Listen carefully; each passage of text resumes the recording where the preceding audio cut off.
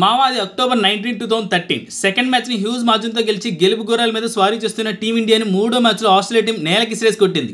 Last వరకు మనమే match ని గెలుస్తామని టీమిండియాని ఇండియన్ ఫ్యాన్స్ గురించి లాస్ట్ మూమెంట్ లో గెలుపుకి అంగుళం దూరంలో టీమిండియాని ఆపేసింది ఆస్ట్రేలియన్ టీం. ఈసారి మ్యాచ్ లో ఫస్ట్ బ్యాటింగ్ టీమిండియా చేసింది. 50 ఓవర్స్ లో 303 రన్స్ కొట్టింది.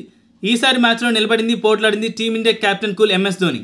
ఈ మ్యాచ్ లో ధోని 121 బాల్స్ 139 రన్స్ నాట్అవుట్ గా నిలబడి తలబడ్డాడు. ఒకవైపు తానుంటే ఇంకొక వైపు విరాట్ కోహ్లీ ఇద్దరు బౌలర్స్ ని బాదుతున్నారు. ఇంకో బిగ్ స్కోర్ వస్తున్న టైంకి కోహ్లీ 68 రన్స్ అవుట్ అయ్యాడు. ఇంకా మిగిలిన వాళ్ళు సపోర్ట్ లేకపోవడంతో టీమిండియా 303 రన్స్ తో సరిపెట్టుకుంది. దెన్ ఆస్ట్రేలియన్ టీం బ్యాటింగ్ దిగింది. వాళ్ళ ఇన్నింగ్ ని స్లోగానే స్టార్ట్ చేశారు. వచ్చిన వాళ్ళు వచ్చినట్టు స్కోర్ కి తలా కొంచెం చందా వేసి వెళ్తున్నారు. అలా టీమిండియా వాళ్ళని లాస్ట్ వరకు తీసుకొచ్చారు. లాస్ట్ 3 ఓవర్స్ లో ఆస్ట్రేలియా టీం గెలుపుకి 44 రన్స్ కావాలి. బౌలింగ్ కి ఇషాంత్ శర్మ వచ్చాడు. క్రీజ్ లో జేమ్స్ ఫాల్క్నర్ ఉన్నాడు. ఫాల్క్నర్ ఇషాంత్ శర్మ బౌలింగ్ లో కొట్టాడు మామ, కొట్టాడు మామ. ఇషాంత్ శర్మ వేసిన ఒక ఓవర్లో ఫాల్క్నర్ 30 రన్స్ బాధేశాడు. ఆ ఓవర్ తర్వాత ఇషాంత్ శర్మ కాళ్ళ కింద భూమి కదిలిపోయింది. ఆ మ్యాచ్ లో ఫాల్క్నర్ 29 బాల్స్ 64 రన్స్ బాధేశాడు. ఇండియా చేతిలో ఉన్న మ్యాచ్ ని గద్దల ఎత్తుగా నిలిపాడు. ఇది జస్ట్ శాంపుల్ మాత్రమే. నెక్స్ట్ మ్యాచ్ లో 4 ప్లేయర్స్ సెంచరీ కొట్టారు. దీన్ని బట్టి మీరే ఇమాజిన్ చేయండి ఏ రేంజ్ లో బ్యాటింగ్ చేశారు. సో నెక్స్ట్ పార్ట్ లో దాని గురించి డిస్కస్ చేద్దాం.